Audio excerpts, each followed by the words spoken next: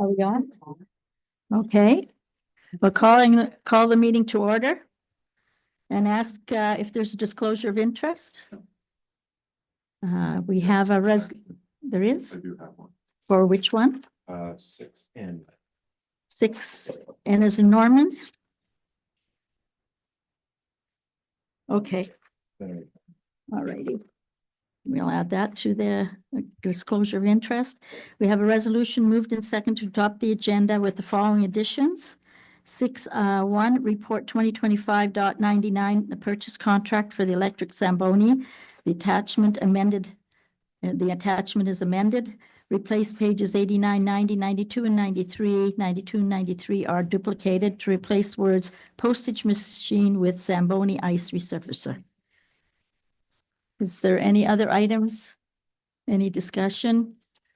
All in favor? Opposed? It's carried. We have a deputation for Happy Land Park Limited by Norbert Altman. And I would ask that anyone who's in the audience that hasn't, before they leave, if they would sign the sheets so that we will know who's been attending the meeting. So if Norbert would like to come forward, please.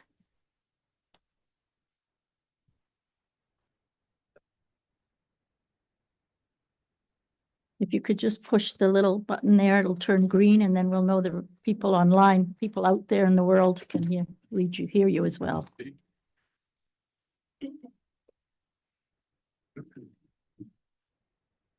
So we're here to discuss the letter that I dropped off last week. The 30 homeowners in our park are extremely upset with not having access to the municipal landfill sites. These homeowners, their homes are assessed by MPAC. They pay municipal taxes just like any other resident in the community. Even though I have a GFL remove 36 dumpster loads of household trash per year, our homeowners still require landfill access for the following reasons: dispose of large items, couches, mattresses, furniture, plants, etc. Remodeling debris from home renovations, old roofing material, wood shed and deck tear down, yard waste, all recycling materials, all this stuff has to go to the landfill. We've had this process in place for over 50 years and it's worked flawlessly until now. And the 36 dumpster loads that GFL removes from the park, that goes to Thunder Bay landfill or to their own private, it does not go to the municipal system. We are not a burden on landfill usage at all. And we just want to continue on the way we have for the last 50 years. Okay, anything further or? No, that's pretty well it. Okay, yeah, we've got your letter that you forwarded to us with the signatures of the persons that are in the Happy Land. So you've brought forth a deputation. We will get a report from administration back to us at a future meeting and then we'll discuss it. Okay. Okay, Councillor Viss? Yeah. Carlos, if I may, I just have a question for Mr. Altman. Mm-hmm. And have you ever approached the MPAC about having the individual homeowners get their own assessment? If they could get that, then they would get a tax bill, and you see at that time, then it would be like a regular homeowner in their overage and they'd get taxed at the office. Have you ever approached them at all? If that's a workable. Yes, we have a long time ago, and apparently even went to Supreme Court that it just wasn't allowed. No, the tax bill has to go through us because we're the property owner. Yes. But we do have a subdivision agreement in place with the municipality, and we do pay property tax on those 30 lots and our own and everything that the residents pay. It totals about $37,000 for the year off this piece of property. Yeah. That's where I picked that up. Yeah. And I thought, well, if we can get it to the individual owners. We wish, because we don't want to be a taxman. We have to collect it on their behalf and then submit it to the municipality, and we don't want that job, but we're saddled with it and we can't change that. Well, I'll change that. Yeah. Okay. Yeah, but they are homeowners, just like anybody else, and paying municipal taxes. There's a certain, service that is entitled, and I think one of them is to access the dump for minimal usage for what we do. Right. Okay, well, thank you very much. Thank you for your correspondence and for coming out tonight. All right. And you're welcome to sit and listen to us have our meeting or. Any other questions? I just, So previously then, everyone had their own individual card to go to the dump. Is that out? They did have cards, but up until about a year ago, then the municipality started to not issue them anymore when they were asked for. Okay. You know, But prior to that, everyone had their own. everybody was You accessing. checked in at Yeah. that time. Everybody was Okay. accessing the dump for the last 50 years. It's Okay. never been an issue until now. Wonderful. That's good news. Okay, thank you very much. Okay, thanks for your time. The next item on the agenda is the minutes of the council meeting held on April the 30th. The resolution has been moved and seconded to approve those minutes as submitted. Were there any errors or omissions? All in favor of the minutes as presented? Opposed? Carried. We now have municipal reports from municipal officers. The first one is the bylaw enforcement officer. We have a report from Larry. It's on page 35. Is there any questions in regards to that report? Did Councillor Peacock? Thank you. Just one question that came up last meeting with regard to people trying to access the landfill site without proper documentation or loads that aren't to be accepted at our landfill site. Does that not fall under bylaw enforcement officer as far as locating these people and finding them, or? I think I'd have to read the bylaw, but I think all it states is the bylaw can only be certain types of waste. It could be wrong, but that's never, I've never been approached in regards to enforcement of people that aren't in the municipality that are attending there, so. It was mentioned last time that the director of operations was looking after that, but I just wondered if it should not fall under the bylaw enforcement officer duties. Okay. Any other questions of the bylaw enforcement officer? No, I don't. Anything further that you would like to bring to our attention? The dog at large on Pole Line Road, owner's not listening, got another fine. The one on Cedar Lane, the dog got out, but the electric fence was broken, it's fixed now. And I have contacted the owners on Mackey Road finally. And they were unaware of how the dog was getting out because the front yard's all fenced, and I told them what the complainant had said where the dog was coming out, and the lady assured me that her husband would be fixing it Okay. forthwith. Okay. Perfect. Okay, thank you very much for attending this evening. You too. Next item is the Fire and Emergency Services. We have the minutes of their meeting that was held on April the 15th. If there's any questions in regards to that meeting? Page 36 to 39. Is there anything that you would like to bring forward to us, Sean? Not at this time. Councillor Peacock? Thank you. So we're still in a no burning and probably no end to that anticipated by any. Okay, No, the fire ban will be on until the conditions improve. There's forecast of some moisture towards the end of the week, but we'll see. okay. Is there any questions of council of the fire chief? No? Okay, thank you very much. Stephen Merrill will just mention there is some significant fire activity in the northwest. A large fire around Sapawi Yes. that's causing some grief. Very large fire that's Kenora area, 2 of them in fact. And I'm just hearing reports of another one that's up towards Pickle, not quite up there, it's Saugeen. So it's gonna be a challenging couple days here. Bernie, Councillor Campoff? Yeah, just it's not in Ontario, but I saw in the news yesterday, there was a number of fires just across the border in Minnesota too. Yeah, there's a small cluster there that's That's closer than a lot of the other places to us here, so. That'd be a concern for, at least for Neely. Yeah. Okay. The next item we have is the change order for the Pumper Rescue 93 build. We have a resolution that's been moved in second to recommend that change order for the additional storage cabinets. It's page 40 to 44. Any discussion or questions in regards to that resolution? Councillor Viss. I might. Yes, Okay, yes, I do. It's a little surprising.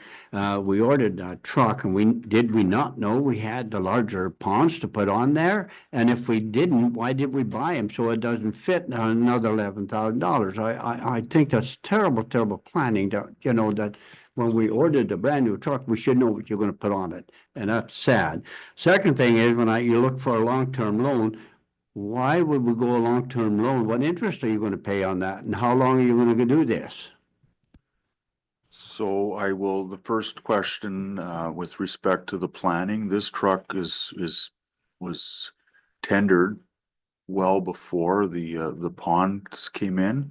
We had, a situation, I don't know that I'll talk in open, and, with respect to water supply in a property. So we bought larger ponds. We had the larger ponds get put on the trucks and they were willing to adjust the brackets. The tanker, there's not an issue with putting the bigger brackets on. On this truck here, because the ponds are bigger, the bracket has to change to go up over top. And all it did is it gives some space. If you look at the diagram on 43. The area there is open area. The second picture shows the cabinets added on there, so it's taking advantage of some space that becomes available.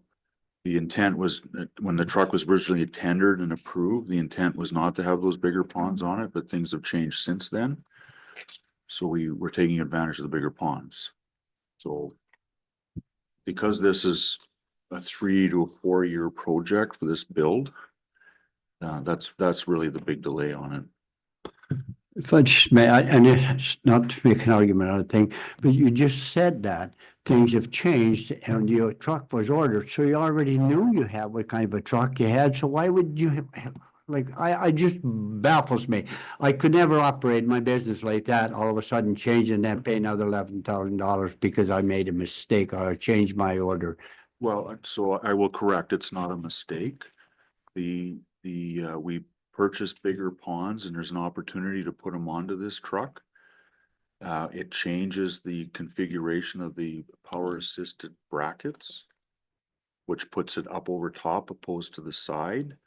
And the builder came to us and said, there's open space and you can add cabinets to it.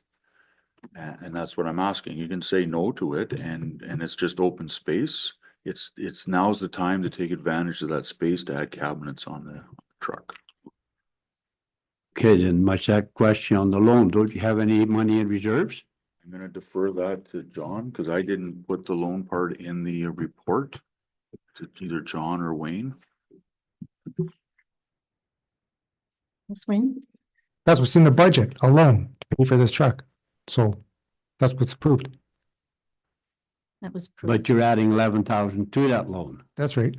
That's Okay, what well, happened. that's my point. So you're gonna add another 11,000. Can we not take the 11,000 out of reserves and then clear it up, then keep the original loan in place? We haven't got a loan yet. You haven't got a loan. Yeah. What Once kind of the truck interest are you looking at? They haven't got the He loan would- yet.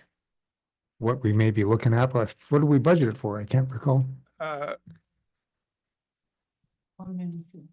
So in the 2024 budget process, we put an allowance for a loan to fund it, as well as there are capital reserves for fire equipment purchase that could be used as well. The loan would finance the difference between what we have set aside in capital reserves over the years for fire equipment and what the total cost ends up being. So initially we had budgeted, I believe 7.5%. My latest discussions with Infrastructure Ontario, with the loan hasn't been approved yet, but is probably half that amount. That's what we're looking at. So for in terms of interest. 3.5%. So Wayne? Yeah, and I just want to direct your attention to the last sentence of the report. Once the trucks are completed and all costs are known, then we determine the appropriate loan amount. So it could be that we'll look at the numbers and decide that a loan of that magnitude is not necessary, but we're not there yet. Just to be clear, you got $1,250,000 in approved for a loan. Is that including the 11,000 or that 11,000 goes on top of that? On top, that's what my question was. Okay, I appreciate that. Thank you. Okay. Counselor Peacock? Thank you. Would there be an opportunity to offset some of the expenses through sale of surplus equipment? Like we had extra SCBA last year. Did all of that get sold? Or I see that we have a budgeted amount of $20,000 in the surplus equipment for the fire department. So I'm just wondering, is there some way we could use some of the funds that way to offset this expenditure? For John. We do plan to sell the, or have sold excess equipment. I believe there are some plans to do the same this year. What those funds are used for can ultimately be decided by council. Right now, they just go into general operating for the fire department to offset the general costs, but they could be directed towards this as if you chose to. And further to that, it's my understanding that the Public Works has one of the old rescue vans that they're going to be using this summer. Is it transferred to the Public Works Department? There's a report in the agenda of surplusing equipment, and does that deal with that? Through the chair, the report was in the surplus equipment last meeting, and it spelled out specifically that we'd be using it for community services on a year-by-year basis. We were able to transfer it from a CVOR vehicle to a non-CVOR without having to do, because we maintained ownership throughout. It cost us $92 and community services started driving it. Perfect. So can the expense for that vehicle then be transferred to Public Works instead? Through the chair, the $92 was absorbed by Public Works. Mhm. We don't envision any expense other than fuel.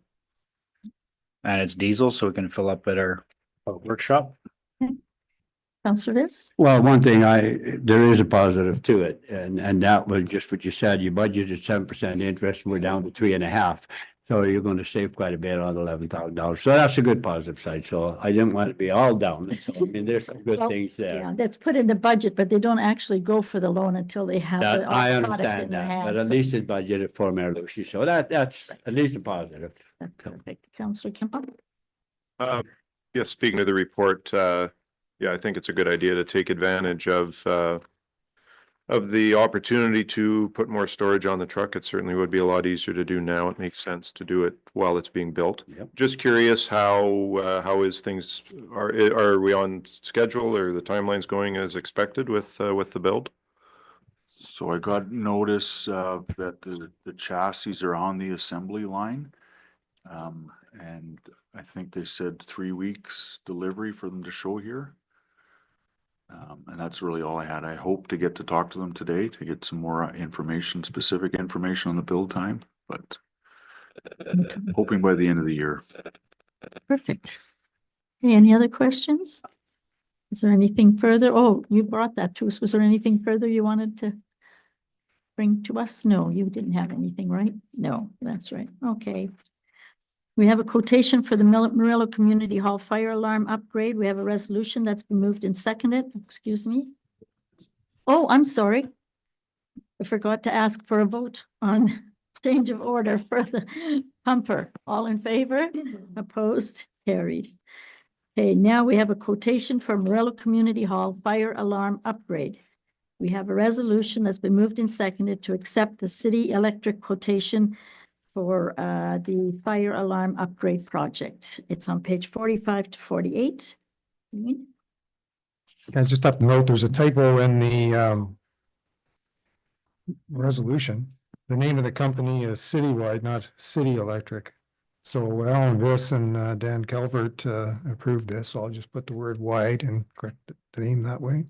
That was purchased through the citywide thing then, quotation.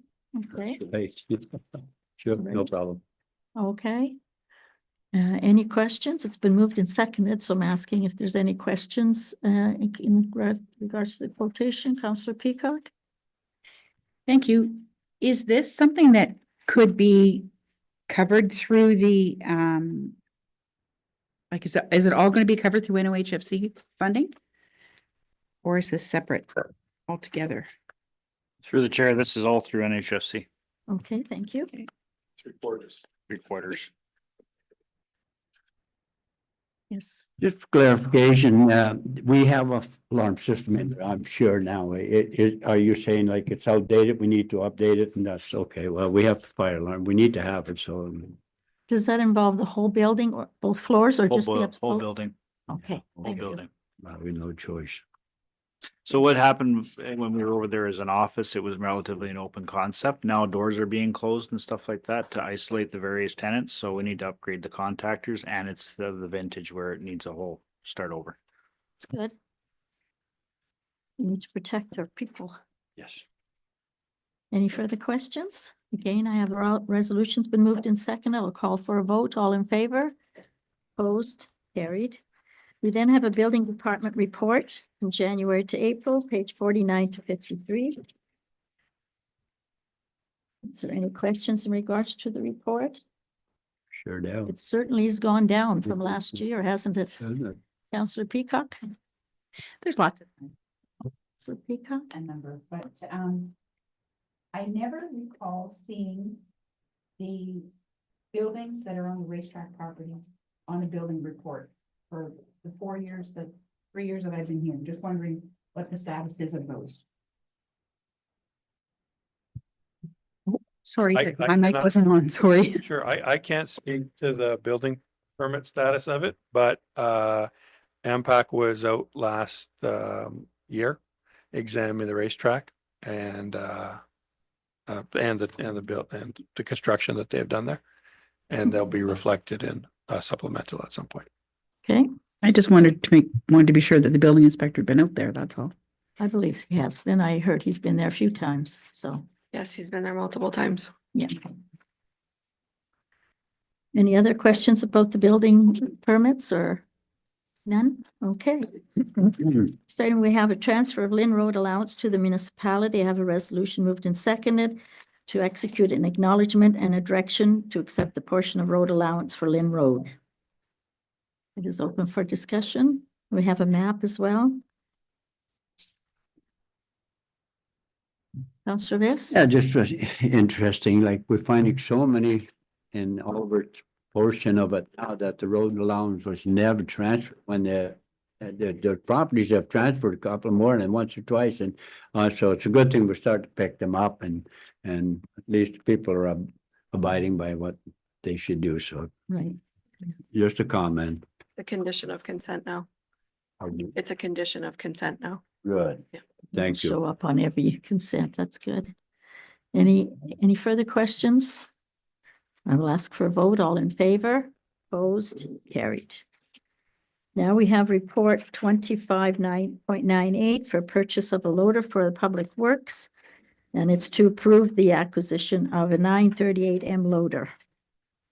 Resolution has been moved and seconded. It is open for discussion. Any questions? Councillor Peacock? Thank you. So we discussed this at the last meeting, but then there's just been a change in the cost. Is that the reasoning behind this? Yes, Wayne? Yeah, that's correct. There was a change in the cost, and also at the last meeting, we had numbers from the vendor, but we didn't have the contract. So now the contract is there and we can do a bylaw to approve the contract.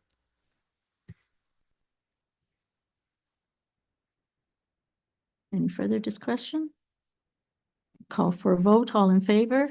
Opposed? Carried. We now have a resolution to purchase for a purchase contract for an electric Zamboni. There's some new pages to replace the pages you have. That's what it says on this place. Oh, the water, I'm sorry, I hopped right over that one. I apologize. We have a resolution that's been moved in second to approve the one-year agreement for water quality monitoring at the landfill sites and to become into a contract with Northern Rock Engineering, Inc. Any questions? Councillor Peacock? Go ahead.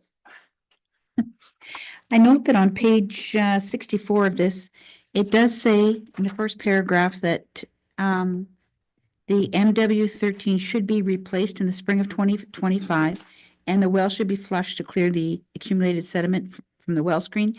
Is that an additional fee over and above this contract price?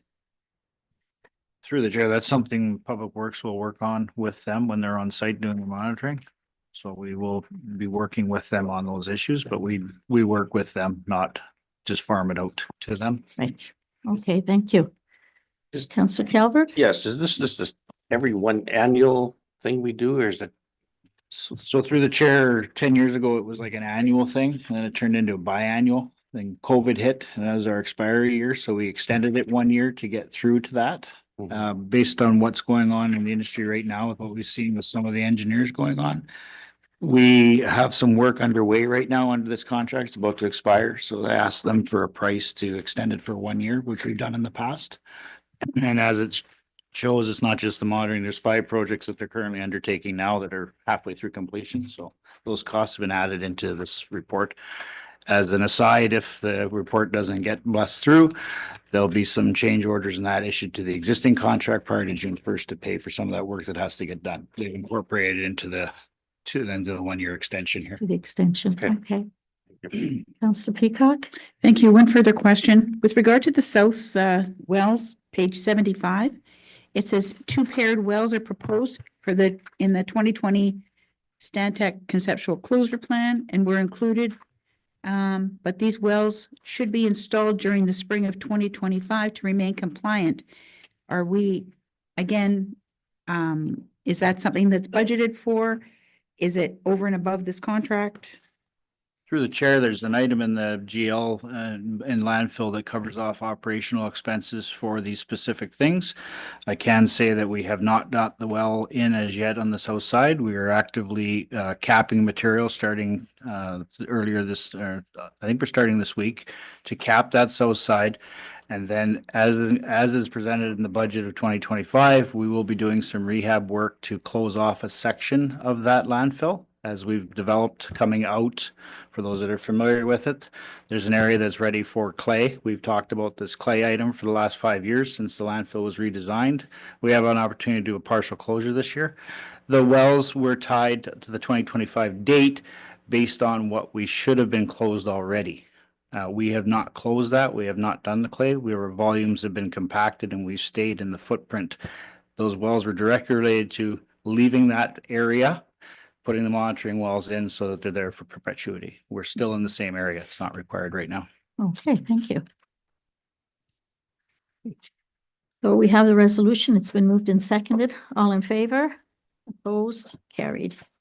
Now we have the purchase contract for the electric Zamboni. We have copies that replace the ones that were in the book. They are on the desk. And the resolution has been moved and seconded to purchase a Zamboni for the Norwest Arena. Any questions? Councillor Peacock? Thank you. When we go back to the Norwest, or the NOHFC, I think the amount for the Zamboni is different in the NOHFC grant than it is in these documents. Correct me if I'm wrong, or if it's a tax issue or how that works. Rain? That's correct. It's a different amount. And the reason why is for the feature discussed in here, the fast ice thing that applies mist and gives you a better ice quality and reduces water usage. So that added the extra cost. And that's why the thing, rather than being 171,000, you see there on page 85, it's 189 almost.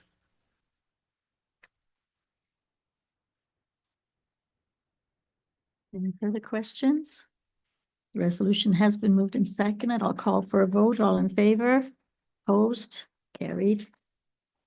The next item we have is the deferral of the backhoe purchase from 2025 to 2026. The resolution has been moved and seconded. It's open for discussion. Councillor Viss. Yes, and I, mean, why we defer it for next year? Is it on? Yeah. Can I ask for the second time why it's deferred?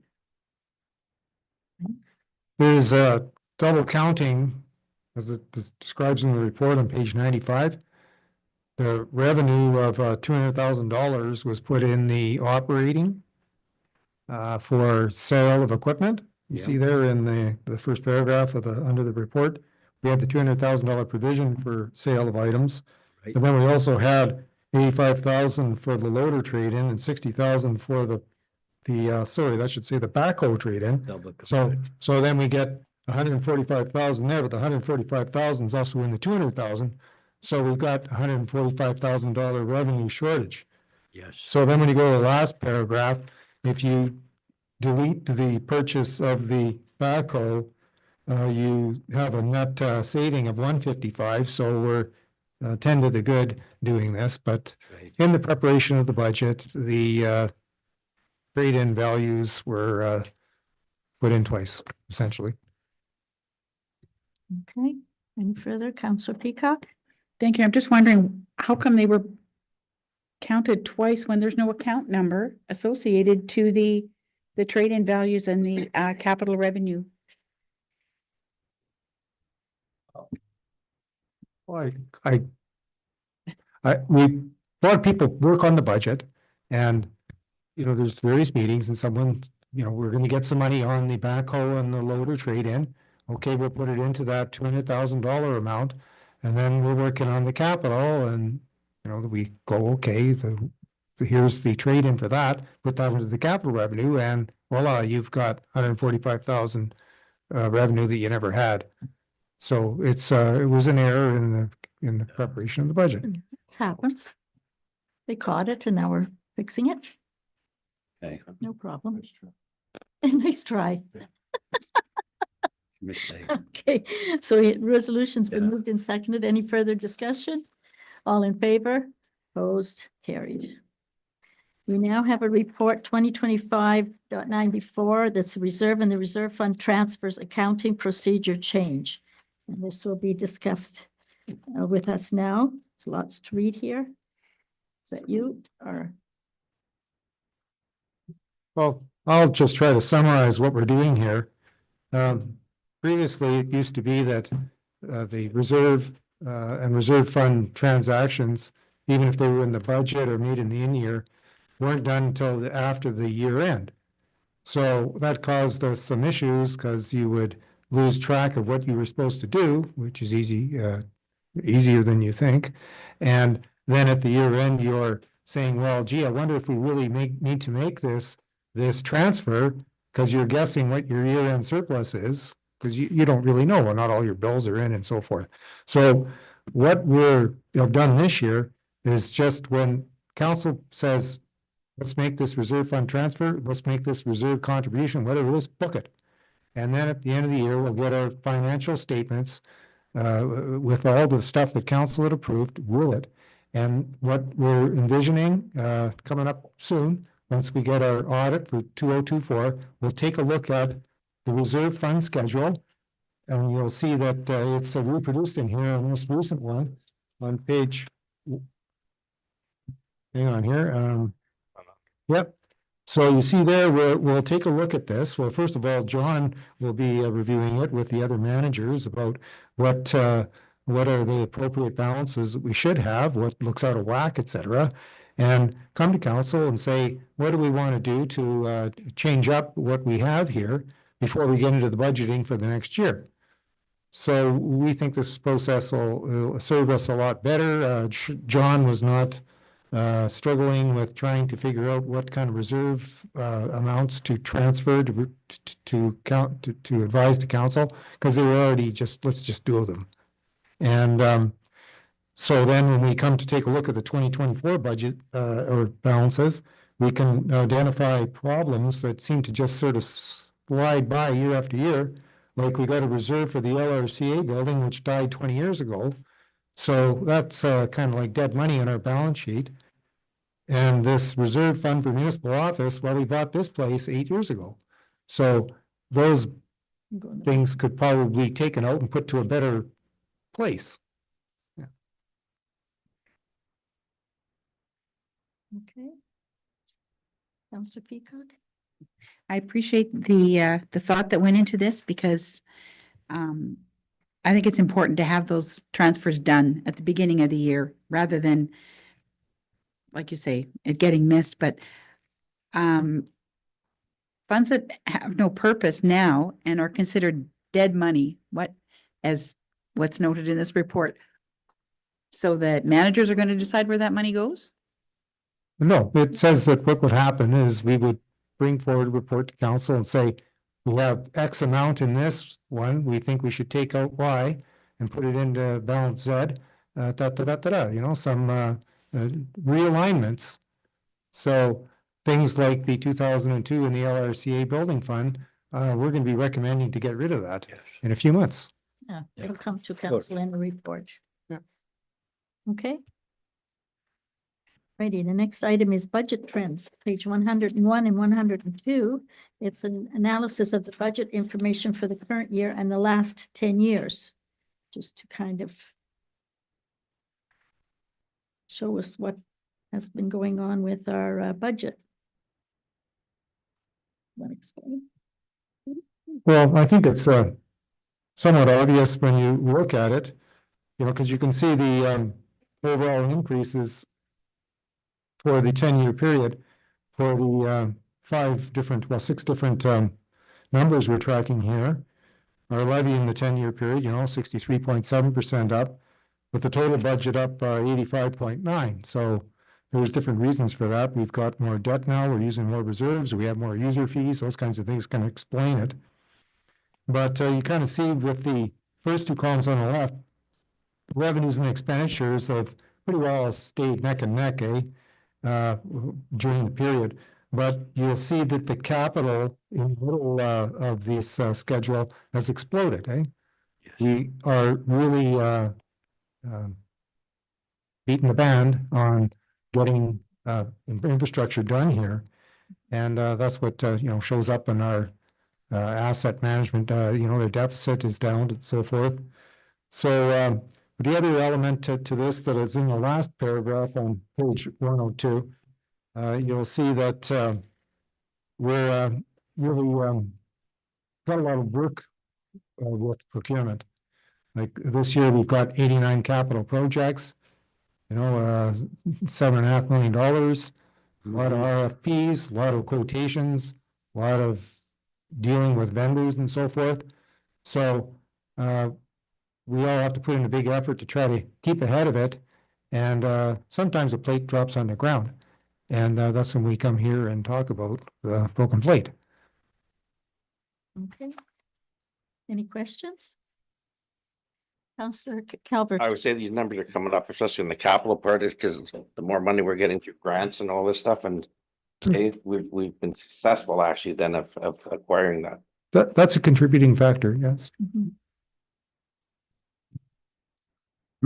Okay, the next item we have is a city truck diversion.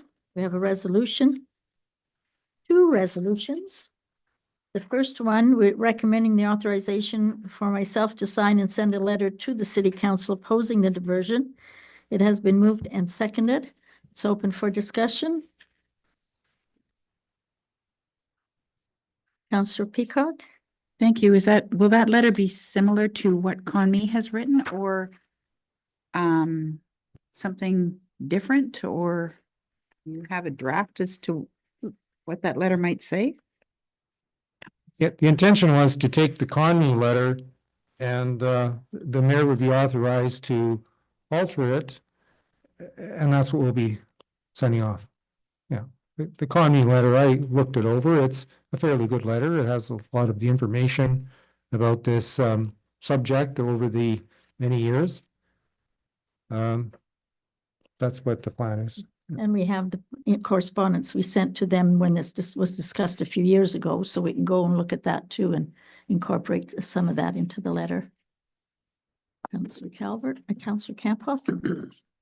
Close. Because Through the mayor, have we been able to get any indication from the province on what they feel about this potential change, which obviously would impact the provincial highways? At the present time, they're just sitting back and waiting. My understanding when I brought it to their attention. Yes, Councillor Peacock. Thank you. With the improvements that are going to be made in through the village of Kakabeka Falls, do you feel that that's possibly something that is going to then further encourage the heavy truck traffic through Kakabeka because that road is being widened and repaved and things like that? I know that it was suggested that they not start till 2026, but just thinking, is that the ministry's intention? If anybody has a thought on that. So through the chair, there is no current project out for tender or being developed at this, well, it's on the shelf, it's ready to go. The overall intent of the project is to renew the existing width and the corridor itself proper. There is no intention of making longer truck lanes to encourage the truck traffic. It's going to be the same road footprint that's there. That's right. And it doesn't encourage truck traffic, it forces truck traffic if they're going to close 102. So. Okay, so I have that resolution which has been moved and seconded. Any further discussion? All in favor? Opposed, carried. And the second part of another resolution was recommending the authorization of myself to advise the LRMC that Oliver Papunj agrees with the LRMC sending a letter opposing the truck diversion initiative. And that group is the municipality of Nebing, O'Connor, Conmee, Gillies, Oliver Papunj, and Shunya. It's been moved and seconded. It's open for discussion. Obviously, it will not involve Shunya, but they are a member of this organization. So when we have a meeting coming up shortly, we will suggest to them that a letter come from us all combined to support the individual municipalities. Yep. Okay, any further discussion? Councillor Peacock? Just one further question. Do you feel that, or I guess it's hard to predict, but do you think that any of the roads like through the village of Kakabeka will ever be turned over to the municipality? Or it will just stay 1117 and just go right through and? That is in the huge hit. Yeah, future in the history. future. I would not hazard to guess what the MTO will do tomorrow, never mind 1,000 years from now or 100 years from now. So Okay. I know they do hope to have the highway be diverted away from the village in the future, but I don't know when that will be completed. It all depends on money. Any further questions? All in favor? Opposed? Carried. The next item is the NOHSC grants financial report claim and additional projects. It's on page 107 to 110. The resolution has been moved and seconded to authorize administration to proceed with the projects described in the report to utilize that funding that we received previously. It's open for discussion. Councillor Calvert? I see some of the stuff over at the Merlot area there, and I think I've been conversation with you and with Joe from WMAA about the possibility of including another ball diamond area just for the smaller kids, because with the amount of players they have now, he's really struggling even to get them a game a week. There's just so many, the response is unreal. So they're looking for a little bit, they have another area that would help them out a lot. Yeah, so through the chair, there is opportunity to do something there, but the track, existing track kind of restricts us how big we can build. I would say a little field similar to what the little guys play on now could go opposite to it and fit in. Beyond that, I have no space other than going and filling in some of the track to be able to build anything bigger than that. And that's exactly what he was looking at, something of that nature, just like nothing big, just another area. So we could get together. So we have to be we have to be careful when we do start orientating backstops to the big diamond in lieu of a foul ball.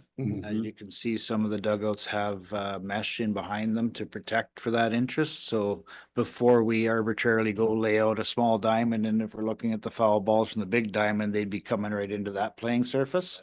It might be more of a robust backstop for the little guys that don't have their head on a swivel, so to speak. Oh, definitely, yeah. So there might be some other measures other than just the footprint we need to do that. If we were able to do a footprint, as the report speaks to, and do some extra work on the track and move away from that situation, we could probably reconfigure it better. That's, Just a question, is there another use we could have for the track because it's not being used? Through the chair, 3 years out of 10 that I've been here, we've graded the track, and that was 15, 16, 17 to get ready for the fair. Driving on the track every spring when we've been the last 3 years specifically, it is beyond what I would say, even with a week's worth of grading, to bring that track back to what it was glory was. There's been some discussion in Murillo with a few users about doing a cross-country ski trail around it. With grooves, just like Kekabeka Park. Right. There's been a couple proponents that are prepared to step in and do that. That would be towards pole line in that area? No, they're just the loop of the loop of the loop the, of the yeah, they racetrack, would okay. do what they call it. I don't remember what they call it, but the Kekabeka Park, they run the two skis side by side, Okay. and then when you get to a hill, they do skate skiing. But this would be a monolithic loop, Okay, too wide, all the way around the track. The lay of the land allows that, it's flat. So it wouldn't, but then again, we're getting into agreements, users, stuff like that, who's gonna do the work. So we're looking at, as the report says, we should make a decision. It's the administration's intent to bring to council to make a decision in regards to the long-term plan for the track area. oh, I'm glad, because you hate to see it just sitting there dead. It's nice land and could be used for something, especially for the kids. Okay, thank you. Any other questions? Councillor Peacock? Thank you. In the 2025 budget, the Murillo Hall is to get sewage lift pumps and piping for 17,500. Is that not a project that could be incorporated into the community hall for NOHFC granting? Through the chair, yes.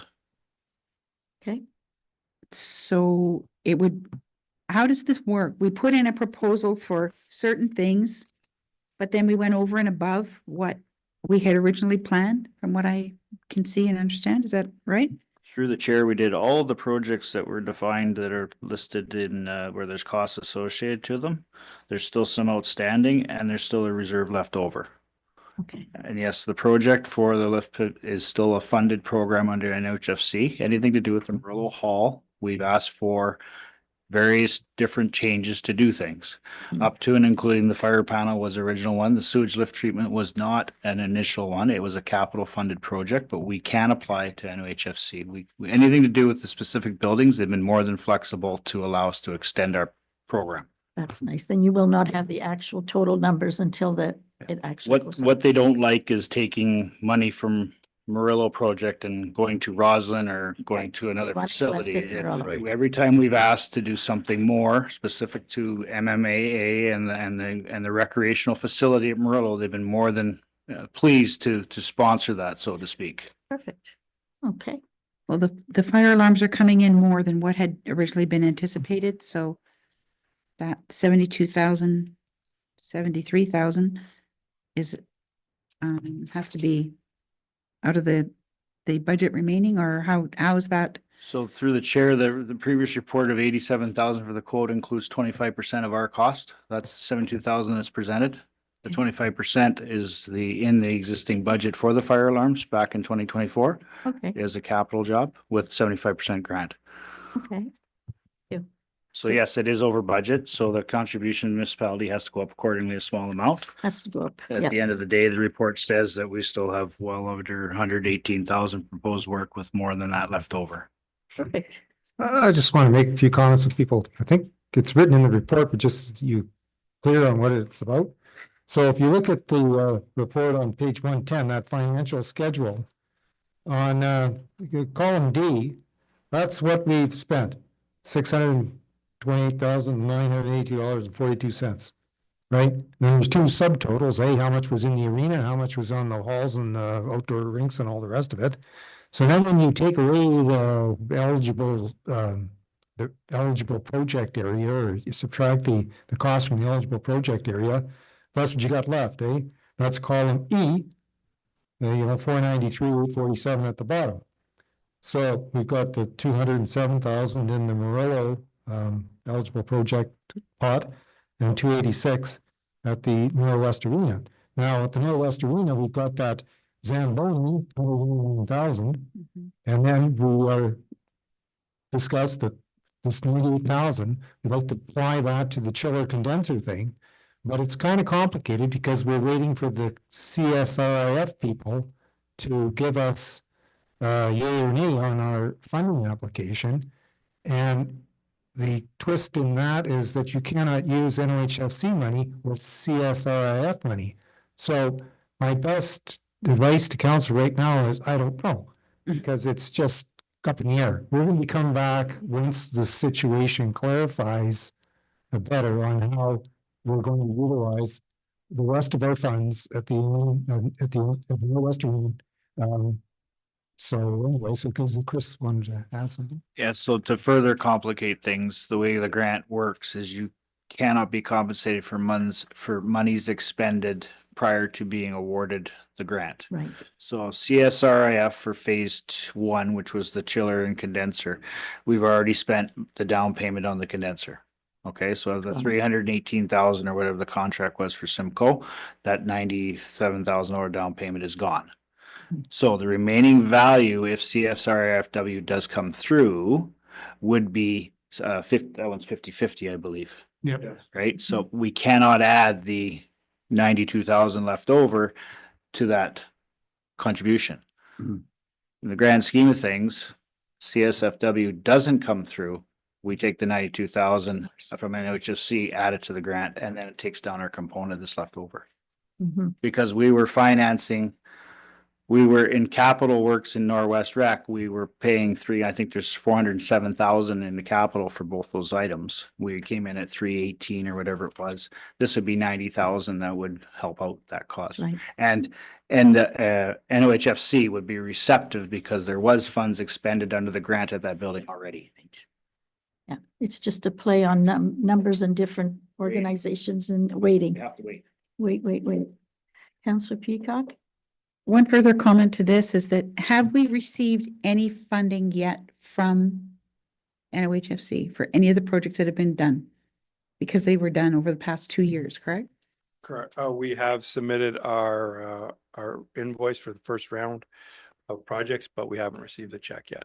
But there's no indication from them that we'd not be getting the money. You'll be getting the Just money. a matter of them going through that. Yeah.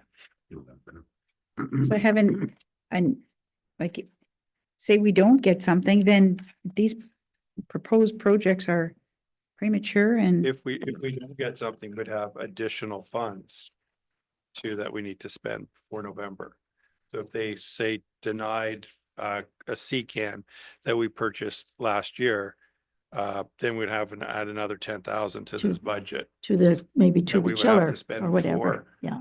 Whatever, because we have been approved for a fixed amount and Yeah. the allocation. But all of the activities that we've done have been pre-approved by NOHFC. So it's just a matter of them going through Takes time. administrative process. Okay. Yes. Just one further question. It says that administration is considering other projects at the Norwest other than the chiller and condenser replacement. What are suggested projects for that? That's on page 109. Through the chair, if CSFW does not come through, then there is 2 things that we should do when the electric Zamboni gets here. Okay. One of them is an automated fire door. Okay, there is a sprinkler, there is an opportunity that CSRW phase 1, if it doesn't fly, we have to do something in the Zamboni room for that electric Zamboni. Okay. We have to do that to accommodate it. Wayne? I would just like to get council's feedback on some of these concepts we came up, ideas with that you see on, well, they're on page 110, the schedule there, how to use up the rest of our money, 118,000 that we had some suggestions. That's where you go to the page 108, and there's 4 projects there listed. The Rural Mining Athletic Association, they actually did a bunch of the work themselves on our building because they were helping out with the project overall. But there's still some things to do that are estimated to cost 4,000. There's some description there about that element. There's the ice rink well pump house. We bought a sea can, put it over the well house, but now we want to insulate it and fix it up so that it would be a better protect that thing, prevent water freeze ups, et cetera. So that's what the second idea is, $20,000 estimate. And the third one is the idea of having a pavilion put there, about 50 by 40 with a metal roof. And we would be utilizing the lumber were donated to us by OPG. And it would be something for people to use when they're at the ballpark, a shelter from the sun and the rain and what have you. And, put a few picnic tables under there, have a stone floor, and then we can invite the OPG to come and put a plaque on it or something of that nature. Right. The last thing there is what we started out this conversation would be the 4th project about getting some well tile and weeding tile, I should say, and doing some work on the racetrack to make it suitable for other purposes. Is there any comment by council members? This is all money that we have left over from the grant, and we have to use it in Murillo area. Right now, as it looks, things are looking really good there, and continuing work on it. That's really shaping up nicely. Like the stands, the new stands, and there's some aluminum ones now even, eh? I see. Are those Through the chair, the aluminum ones were purchased 9-10 years ago, or more than that. And those 2 were $15,000 back in the day. All the other wood ones you see was $18,000 worth of wood. So I think you've got 15 stands there now. Oh, Yeah. that's good. Yeah, there's So, we did that last winter. We worked in the Berry Drive building and we put them together with our community services staff. yeah, you go around there and everyone's quite happy with everything that's going on. You talk to the people that are around there, they're very happy the way things are progressing, and we said, like, keep up the good work, and that's really looking good. Councillor Fiss? Yes, well, administration cannot recommend anything at this time, so that's why there's not a whole lot on it, but I had already underlined here, reaping tile on the track, and I know what he's saying, because it's all clay, you gotta get, but where's it gonna drain to? When we tile a field, you have to have an outlet that's lower and it drains out, and I look at that track, the corners are built up, but what's beyond that? Is there a ditch somewhere? Because you have to have an outlet somewhere. If you don't have an outlet, you're just wasting your money because you got nowhere to go. So through the chair, Lawrence Avenue, there is a stream at the south end of the track, and it crosses the road that used to go through the fairgrounds that connected to Lawrence that was blocked in 2017. It goes through there onto the fairground property and runs down the fairground along an easy right out to pole line. We're not gonna put it on their property. It's already there. There's already a ditch there. Oh, okay, as long as it is, There's a I thought ditch you there. were just gonna blow it out there, and I thought, oh, here we go again. No, Okay. there's a ditch there. There's a ditch All there. right, there's a ditch, but yeah. So you're aware, I thought you'd be aware of that. Everything ends up at pole line. Okay, I thought you'd be aware of that because, we all know that to have a drainage, you have to have an outlet, so, That's right. okay, that's all. Okay, Councillor Peacock? Thank you. So going back to this, the sewage lift pumps and piping, I don't believe it's on this list of community halls and recreation. So does that not then deplete some of the surplus if that project is going to be added to this proposal for grant money? Wayne? Wayne? Yeah, I understand the lift pump was not part of the NOHFC grant, but Chris said it could be. and it's what, $18,000 approximately? 17.5? Yeah, 17.5 So you- was budgeted for. It's- You'd have to display something on this table that we've got here that adds up to 118,000. You'd have to take something off of that value, 17,500. If you wanted to make a switch. It's all figured out. It's just an estimation so that they can get permission from the NOHFC to do these things with the money that's left over. What percentage do we pay? 25%? Yeah. Yeah. So if they do get the permission to do these things, we have to make sure that, and there is the extra 25% is there. Well, through the chair, like this program flowed through 2 budget years Mhm. and capital has been expended, our portion has been budgeted for every year, the municipality's portion, it's been in there. We're underspent on that portion Mhm. for every tax year. In order to finish the project off, we applied for 1.122 million. 25% of that is 300,000 that we've covered off over 2 calendar years and including this year. So it's been not spread into 1 year, it's been 3 years, it's been spread over, it's easier on the tax bill. Okay. So we have a resolution that we moved and second that we recommend the authorization of administration to proceed with these projects. And they are all located in the Murillo Community Center area. I just wanted to comment that of course the procurement bylaw applies. We would, be coming back to council if we're spending more money than is permitted by the procurement bylaw. This is just for us to start looking at this and doing some things. Getting prices, Councillor Peacock? I'm just wondering, has there ever, I'm sure there has been discussion with regard to a covered rink rather than the pavilion. What happens?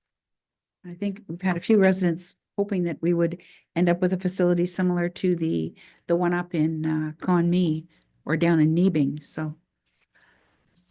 Covered rinks are far more expensive than what you've got here.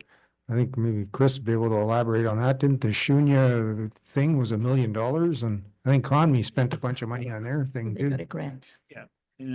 Through the chair, economy, if I remember correctly, was in $630,000 range. They got a grant. Shunya's came in at over $1 million. Yeah. That's got a paved surface and it's used for garden centers and that and yard sales in the summertime. The biggest question that I would have to council is if we put one up, what other community area wants We're one? gonna want one in Roslyn, we want one in Kekabeka, yes. 3 of them. We've got one, and if the money is there, that's perfect. When children are playing baseball and it's really hot, mom can go sit under the shelter there. We have a covered rink. It's called Norwest Arena. We do, and we have a lot of uncovered rinks that are been feathered. Through the chair, council considers this motion. The racetrack repurposing work, we would have to, again, there's been no request to use that facility. The OAS has made provisions in their own riding ring. Again, with agreements that we're entering into, whether it's facility agreements or baseball field agreements, the liability insurance associated with that track, I don't think anybody's going to be able to pay the fees associated with getting that policy for that type of venue. Right. Whether it's horses or whether it's go-karts or something along that lines. But item 4, if we go down this path, we're not turning back. No. Okay, so there'll be a further report coming that we can do it for this, and this is what the sketch will look like, and this is what we're gonna do. And at that point in time, the track will be Gone. gone. I just have an additional comment on, speaking of the track and that, and I'll tell you, last week when I was there, a couple of citizens decided they thought they could drive their dirt bikes on that track and I had to reroute them out.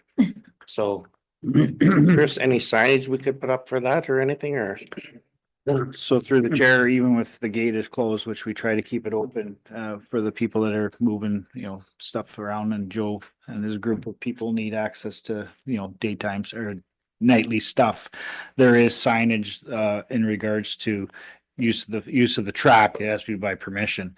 As far as the dirt bikes and snow machines, there is no specific signage that I could think of to put there other than no trespassing or something along that lines. Most of use of motorized vehicles, stuff like that. That's right. Those signs could go up. Yeah. Again, it becomes it's not just the fact that the gate is closed. There is room on the back to get Get it. through there. Well, they go right through the main Yes, gate, yes, that yeah. right up by the hall. Yeah. Even if we stuck it right on there at least. Yeah. So when they say, well, when I see them, I say, you see that sign? Yeah, no motorized Like, vehicles. because there's kids running all, playing ball and that in Oh, there. yeah. No, the signage can Just- go up, obviously, but again, Kinda gives enforcement tool if Counselor Calvert He's gonna is take gonna care of enforce that. the sign, so. Oh, I probably get out. Yeah. They did. Good. Oh, that's good. Any other questions? Again, we have the resolution that's been moved and seconded in regards to the authorization of this administration to go forward with these projects. It's been moved and seconded. All in favor? Opposed? Carried. Yes. You may return.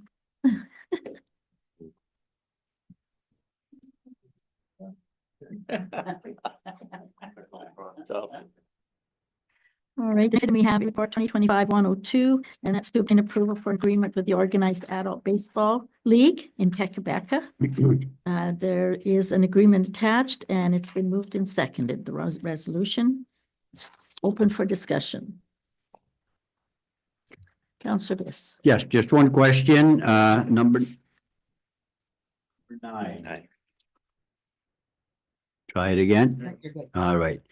The KABL shall pay the municipality sum of $1,200 per year for the use of Quebec Falls ball field and storage. When are they gonna pay us? I hope before the season starts. They should have a date on there. Well, normally when you do have an event, you pay before you have the event. That's So- correct, because if we don't till after the game's all over or the season's over, guess what? So should that be a sentence in there saying it must be paid prior to? Previous to, yeah, prior to use or something.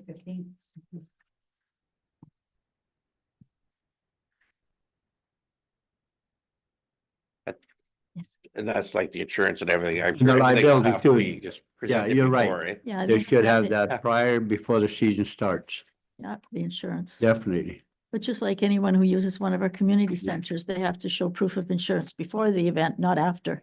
That's correct. Yeah. But it's not in there, so I just wondered if there's no argument to say this is when you have to pay it, so. That's all. Wayne? Yeah, I think that sometimes they're collecting fees from people and so forth, so that's kind of an issue. Could be. That's their problem. I Yeah, and number, would say within a month after the season starts or something or other. I don't. in number 9, it does indicate that proof of insurance before the start of the That's right, yeah. adult baseball. So the insurance has to be provided previous to the start of the Well, you could put baseball. the same thing in number 9 I and would we'll just play it suggest by you ear. do. They have Think their, so. their teams all made up before they start playing. I'm sure they can have gotten the monies. We can add that. Yep. Yes. Counselor Kempoff? So I'm not sure if this was discussed at the previous meeting a couple weeks ago that I wasn't at, but is the baseball league, they're aware of all the clauses and everything in here and they're in agreement with everything? Like, Yes. There's been conversations going on for a while now. Yeah. Counselor Peacock? Thank you. It does indicate 8.4 that the league is responsible for ensuring that the garbage has been put into garbage receptacles, et cetera. Is that only for their games? Because there are other leagues and people that use that ball diamond, and are we asking the Quebec League to ensure that it's picked up even if it isn't their garbage? No, because this is the first sentence in that clause says after baseball activities. So they're supposed to clean up after they're done. Okay, and then further to that, there was discussion at the last meeting, and someone mentioned that when they have their windups, they bring campers and stay the weekend. Can we add that into this agreement that there's no camping? It's number 6. Number 6, okay. I apologize, thank you. Overnight camping, yes, okay. So So again, the resolution has been moved and seconded. All in favor, oops, I put it in as amended, so Counselor Calvert and Counselor Viss Fine. signed it. okay, so as amended. And they have approved the amendment. So again, I call for a vote. All in favor, opposed, carried. The next item is the bird construction noise bylaw conditional exemption. We have a resolution that's been moved and seconded and is now open for discussion.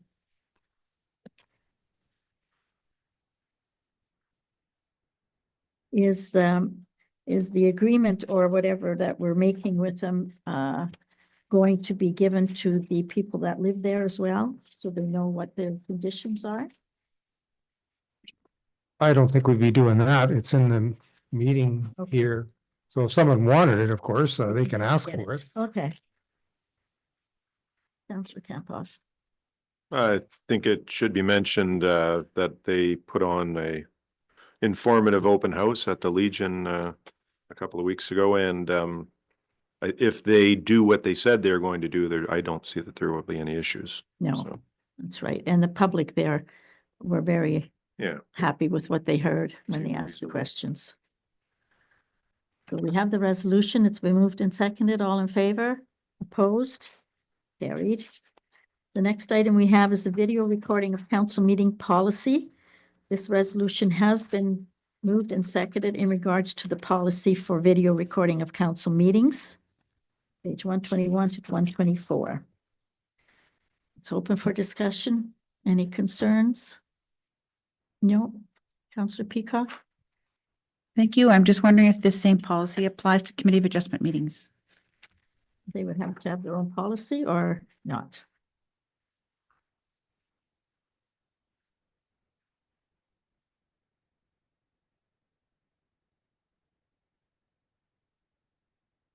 It should have been done to cover Mhm. the committees of council. It's an oversight. I think we should actually put that in there. We can.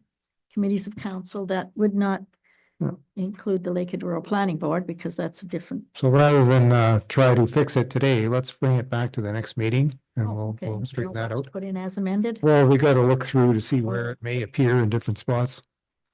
Okay, so we will defer it to our next meeting. Is that all right?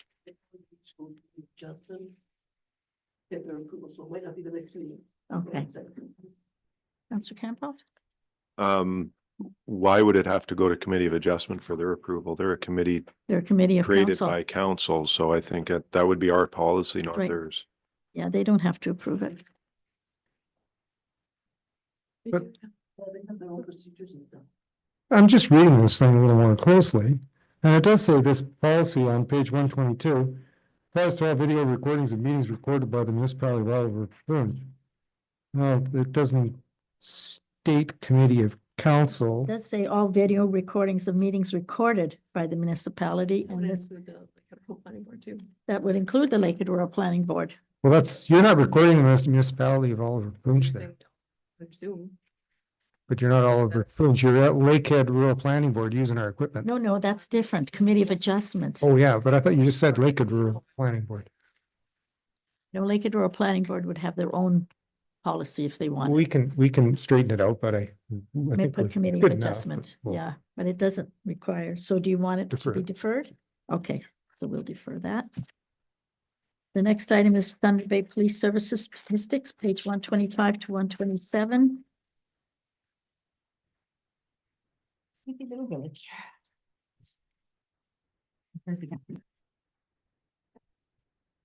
Okay, and then we have the Lakehead Conservation Authority minutes and the Lakehead Source Protection Area minutes from their meeting. Okay, any questions on any of those items? Had a fundraiser for the LRC on last Friday at Whitewater and was really well attended and things went really well. Very, very good turnout. Perfect. Okay, now we have the bylaws. Number one is the sales agreement with Tormont Industrial Limited. The bylaw has been moved and seconded. It's open for discussion if there is any. All in favor? Opposed? Carried. Then we have a bylaw that's been moved and seconded in regards to the sales agreement for the Zamboni Company Limited. It's open for discussion. It's as it has been moved and seconded. All in favor? Opposed? Carried. Then we have a bylaw that's been moved and seconded in regards to the agreement with the Quebec Adult Baseball League. It has been moved and seconded. Any discussion? All in favor? Opposed? Carried. Then we have a bylaw in regards to video recording of council meetings policy will be deferred.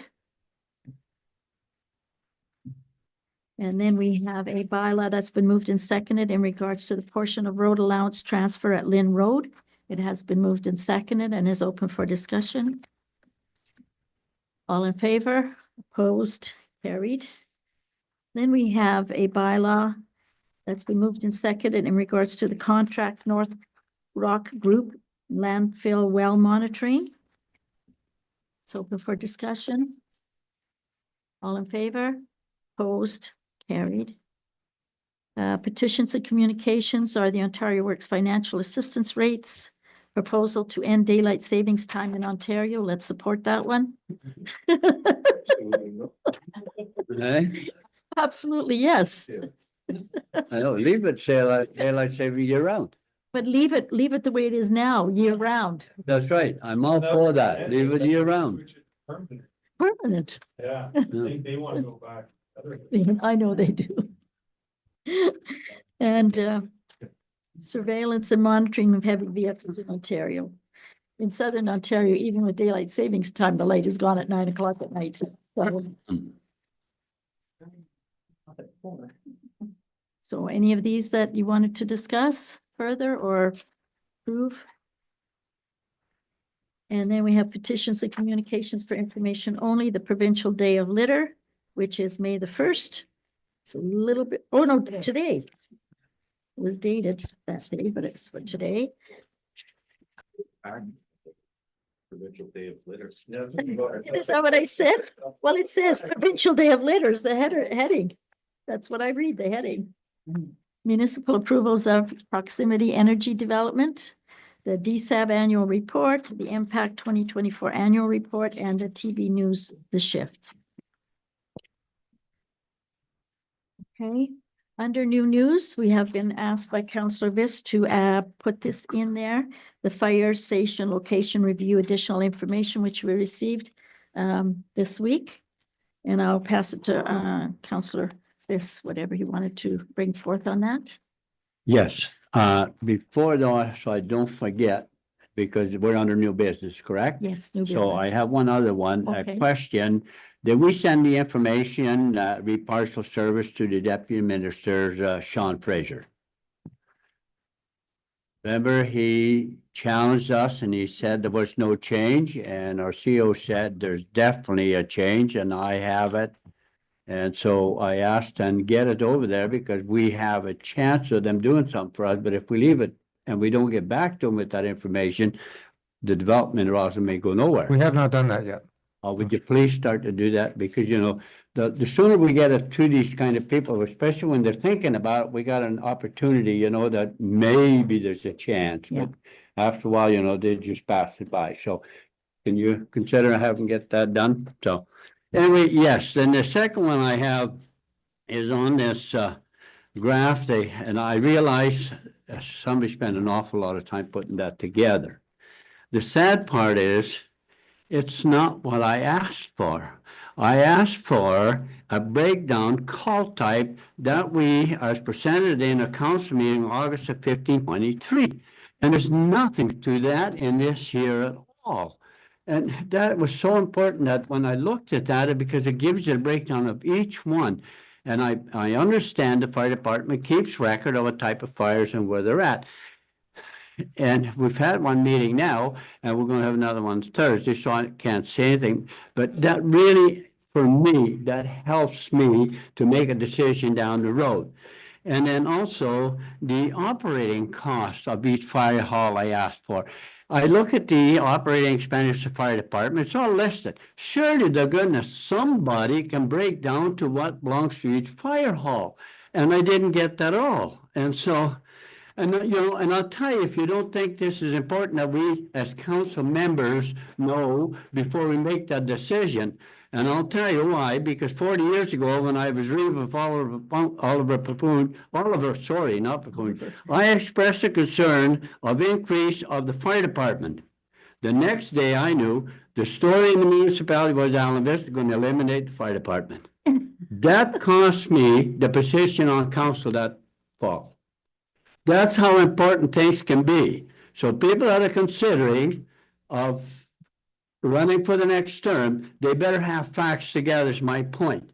Because if they don't have that and you make a bad decision, guess what? That doesn't go away. And I had the personal feelings and that's exactly what happened to me. And when I look at let's take a look at the total thing. I did some numbers on that. The 2024 operating cost, net only, okay? 558,969 divided by the 2954 household, that's 189.22 a household. 52 cents a day at the operating cost we're running today at 24. 25, the budget, 604,901. Again, 56 cents a day is what it costs the average. Now just remember, it's average because it's on your assessment how it goes, okay? But still only 56 cents for the average guy it costs to keep what we're doing today. And the reason I'm bringing that, because when we make that decision, we need to have numbers and stuff and calls, how important that will be when we make a decision. So, and then if you take now the total budget, and that is $1.5 million in new equipment, okay? That's all this year. The total cost per day for that is $2.09 for the average taxpayer. And so my point is, folks, we need that information for the 5 people that sit around this table. And it's all there. We just need to have it. And I asked for it, and it was prime example in that meeting. And I expressed that the meeting was held in 23 and it's nothing near that. I really don't care 10 years down the road what the capital expenditure is. I'm worried about what it has cost us and what's going to cost us tomorrow and the next day, not 10 years down the road. That and again, I say I know how much work went in, and I thought, why did we waste all that time? They didn't listen to my request. That's it. That's all I got to say. I'm terribly disappointed. Okay. And new business, Councillor Calvert. No, my points were covered through the discussion already. Okay. Councillor Peacock. Thank you. A couple of questions. There is a capital project for the Intola Road repairs. I'm just wondering if the Urick Drive approach off of Town Line, could it possibly be included in those repairs? Because it's pretty badly chewed up there. Okay. And Other item? any idea when half loads are coming off? Yep. Okay, and we'll leave it at that. It's usually May long, so, and May long's early this year, so. For the treasurer, or, sorry, through to the CAO, in our council orientation packages, it does say that financial statements will be provided to council members on a quarterly basis. Any idea when we're going to get the first quarter? Because now we're into the second. The first quarter, we ended the first quarter at the end of March. First quarter results will be completed when the audit is completed. It's just a matter of resources and audit's done. timing. Mm-hmm. So right now we're busy finishing the audit and the transformation of the GL and some other things. So. Yeah, I understand that. That's a big project for the finance department. On that same note, do we have any idea the status of properties for tax registration? Are you able to work on that project?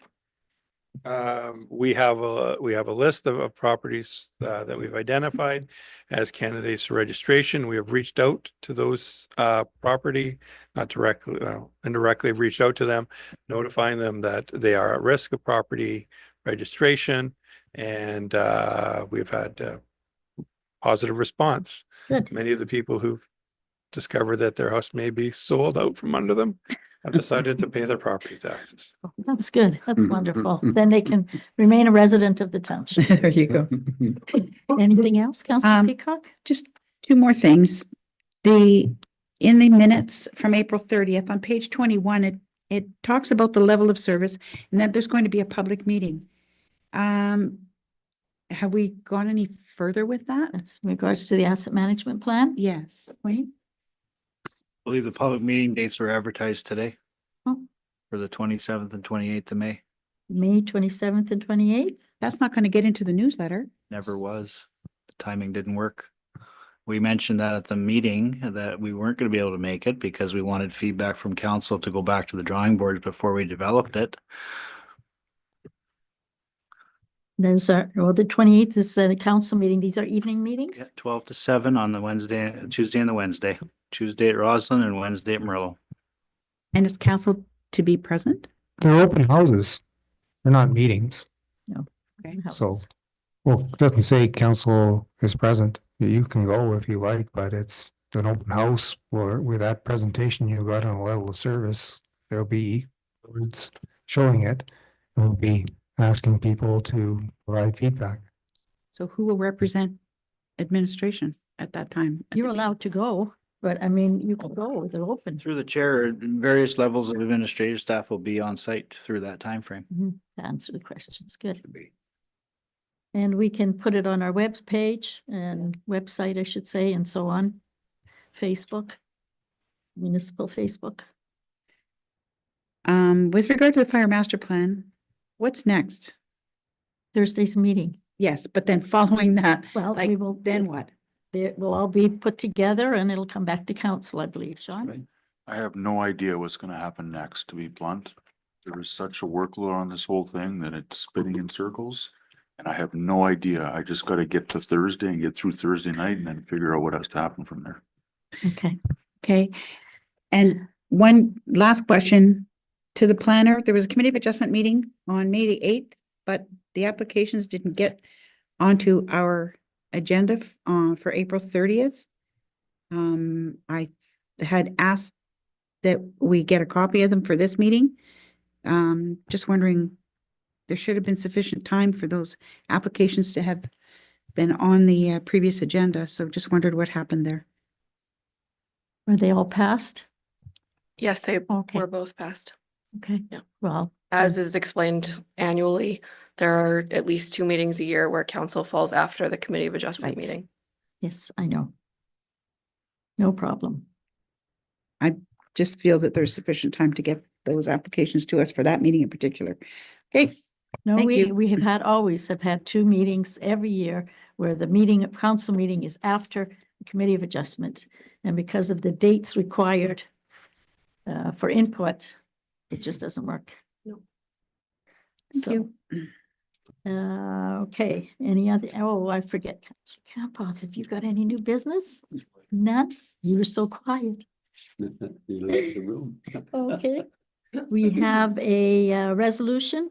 It's been moved and seconded to go into closed session with the addition of a zoning non-compliance. The time being 6:28 PM. All in favor? Opposed, carried. We will take a 5-minute recess and come back for our closed session.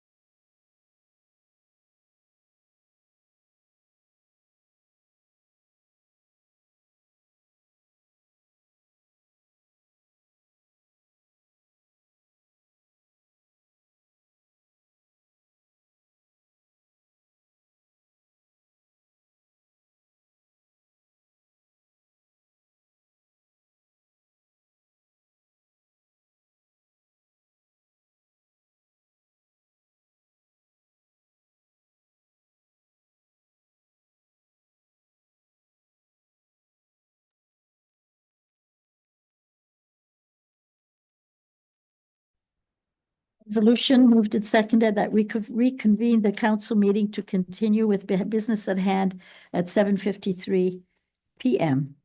All in favor?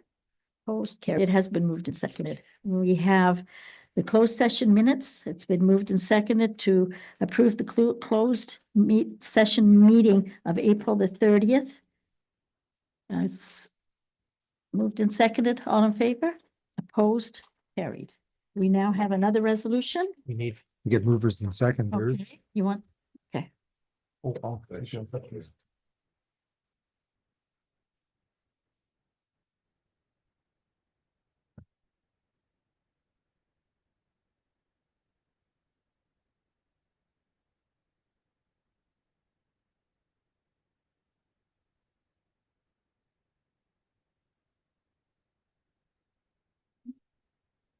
Could you read that resolution, please? Yes.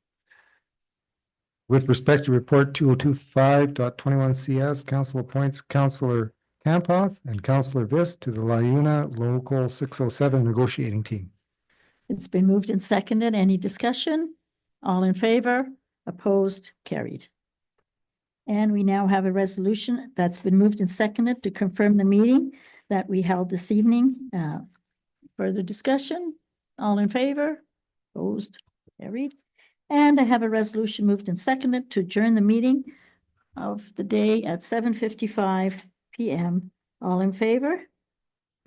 None opposed. It's been moved. Thank you for attending the